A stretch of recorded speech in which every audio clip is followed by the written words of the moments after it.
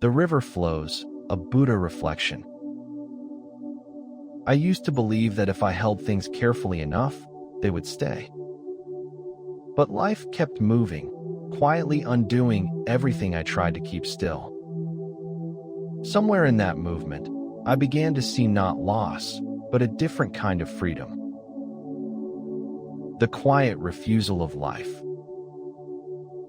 You may have noticed this in small moments. Plans shift, people change, even your own mind moves in directions you did not intend. There is a subtle friction when this happens, as if something inside you whispers that things should remain steady, predictable, held in place. And yet, they do not. The Buddha saw this clearly, not as a problem to solve, but as something to understand. Life does not resist you. It simply moves. When you expect stillness from what is always moving, tension appears. When you expect certainty from what is always unfolding, unease follows. You begin to see that this unease is not caused by change itself, but by the quiet demand that change should not happen. And as you notice this, something softens. Not because life becomes stable, but because you begin to see that it was never meant to be. Holding what cannot be held. There is a habit of holding onto people as they were, onto moments as they felt, onto versions of yourself that once made sense. It feels natural, even necessary, as if holding is how you preserve meaning. But the Buddha pointed gently in another direction. What you are trying to hold is already moving. Like trying to keep water still in your hands, the tighter the grip, the faster it slips away. This creates a quiet exhaustion, not dramatic, but constant. In relationships, you may notice this as subtle disappointment when someone changes. In your own life, it appears as pressure to remain who you used to be. But when you stop gripping, even slightly, you begin to feel something unexpected. The moment becomes lighter, not less meaningful, but less strained. Holding was never what gave life its value. It was your presence within it. The shape of impermanence. What changes is not your enemy. It is your teacher. The Buddha did not ask you to believe in impermanence. He invited you to observe it. In your breath, which never repeats itself exactly.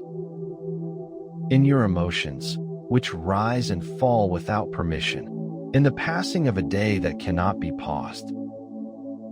At first, this can feel unsettling.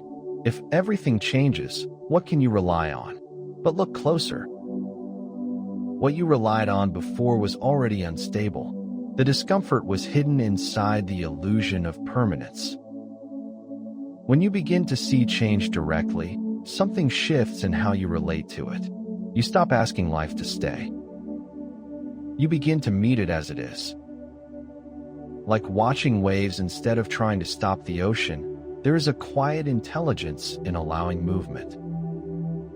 And in that allowance, a different kind of stability appears. Not in things remaining the same, but in your ability to remain present as they change. Identity in motion. You may carry an image of who you are, a collection of memories, roles, expectations. It feels solid, as if it defines you. But if you look carefully, this image is always being updated, reshaped by experience. The Buddha observed that clinging to a fixed identity creates subtle conflict. You try to behave in ways that match an outdated version of yourself. You resist new responses because they do not fit the image you are holding. This creates tension, not because you are changing, but because you are resisting the change that is already happening. When you allow identity to be fluid, something loosens. You respond more naturally. You stop defending who you were. You begin to meet life as you are now. And this is not instability. It is adaptability. Like a tree bending with the wind, you remain rooted but not rigid. The exhaustion of control. Control often appears as effort. You try to manage outcomes, guide people, stabilize your environment. It can feel responsible, even necessary.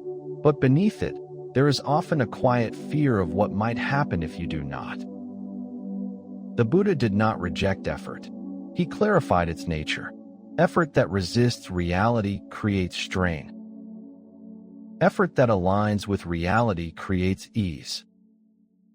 When you try to control what is inherently unstable, you are swimming against a current that never stops. This is why control becomes exhausting.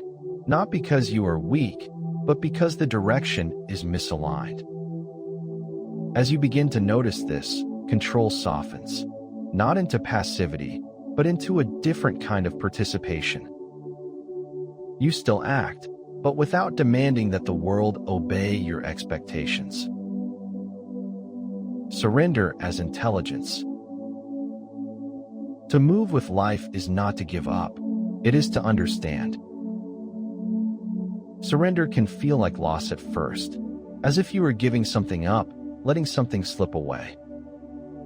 But the Buddha pointed to surrender not as defeat, but as clarity. When you stop resisting what is already happening, you are not losing control. You are seeing more clearly. You are no longer dividing your energy between reality and your resistance to it. In daily life, this may appear in small ways, allowing a conversation to change direction, letting a plan adjust without inner argument, noticing discomfort without immediately trying to remove it. These are quiet forms of surrender, and in them, there is a subtle relief. The mind becomes less argumentative, the body less tense. Life feels less like something to manage, and more like something to move within. The softening of loss. Loss still hurts. This does not disappear. The Buddha never suggested that understanding removes pain. But he revealed that much of the suffering around loss comes from how personally it is interpreted. When you believe something was meant to stay, its ending feels like a violation. But when you begin to see that everything is moving, loss becomes part of that movement. Still painful, but less like a mistake. You start to notice that what you called loss was often change taking a form you did not choose. And in seeing this, something softens. Not the sadness, but the resistance around it. You grieve, but you are no longer arguing with reality. And this changes the texture of pain. It becomes something that moves, rather than something that traps. Compassion through change. As you recognize impermanence in your own life, you begin to see it in others. Their struggles, their reactions, their attempts to control. What once looked like stubbornness begins to reveal itself as fear. The Buddha's way of seeing dissolves judgment in this way. Not by forcing kindness, but by revealing shared experience. Everyone is navigating change. Everyone is losing something, holding on to something, fearing something. This recognition softens how you relate. You listen more. You react less. You see that harshness often comes from instability, not intention. Compassion grows naturally here, not as an effort, but as a response to understanding. The relief of not knowing. Certainty is not safety. Openness is. There is a deep habit of seeking certainty. You want to know what will happen, how things will unfold, who you will become. It feels like safety. But the Buddha revealed something quieter. The search for certainty is often what creates tension. Because life does not provide it. When you stop demanding clarity about the future, a different experience emerges. Not confusion, but openness. You begin to respond instead of predict, to engage instead of secure. This does not mean you stop planning. It means you stop depending on plans for stability. Stability begins to come from your ability to meet whatever arises. And this is lighter, less rigid, more alive. Effort without attachment.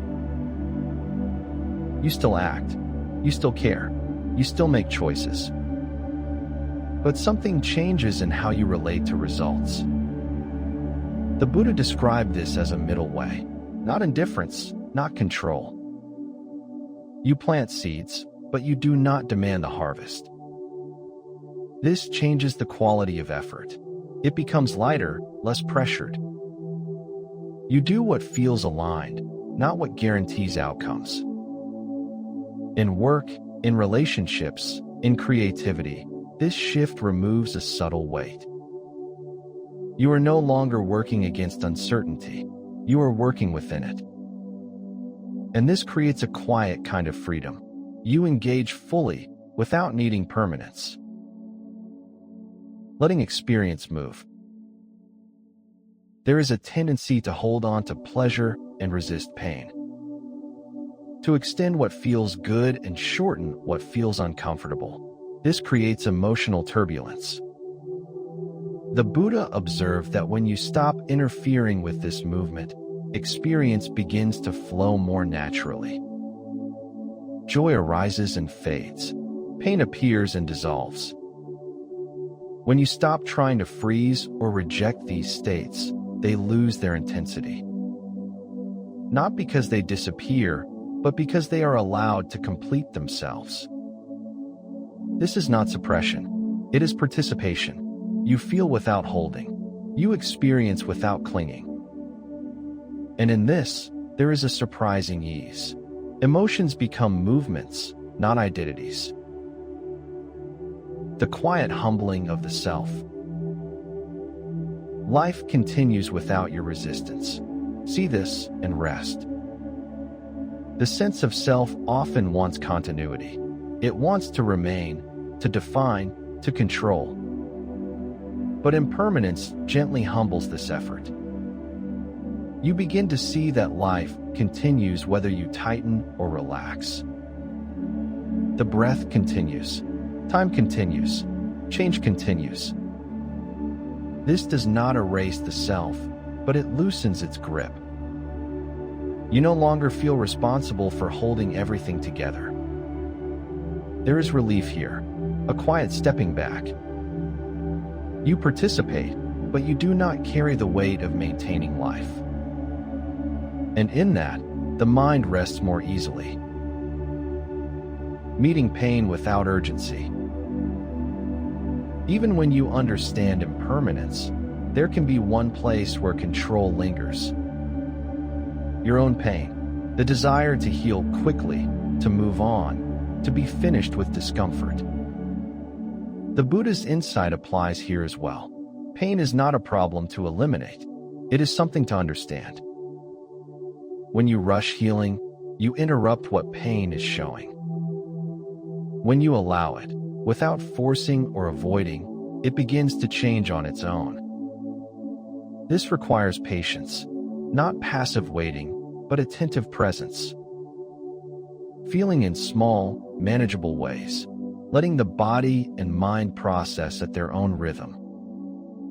And in this, healing becomes less of a task and more of a relationship. Grief beneath control. Sometimes control is not about the future. It is about the past, about losses that were never fully felt, moments that passed too quickly to be understood. The Buddha's way of seeing invites you to look gently here. Not to analyze, but to notice. Where do you tighten? Where do you demand certainty? What are you protecting yourself from feeling? As grief is allowed, even in small amounts, control begins to soften. Not because you force it to, but because it is no longer needed in the same way. Grief, when met with awareness, does not overwhelm. It moves. It changes. It leaves behind a kind of tenderness. And in that tenderness, life becomes more open again. The freedom of alignment. Nothing needed to stay. You only needed to see. As this understanding deepens, something quiet settles within you. You stop negotiating with time. You stop asking life to be different. The Buddha's insight reveals itself not as an idea, but as a lived clarity. Things change. This is not against you. It is how life unfolds. And in seeing this, the need to hold begins to fade. The hands open. The breath deepens. The mind rests. You still care. You still act, but without the tension of needing things to remain. There is freedom here, not from change, but within it, not from life, but aligned with it. This is Buddha Reflections, where philosophy, insight, and lived experience meet to explore mind, impermanence, and release. Thanks for your time. It's been a delight. What should we explore next? Comment, share, and save your insight. Subscribe to Orbital Dharma and keep your thoughts bright.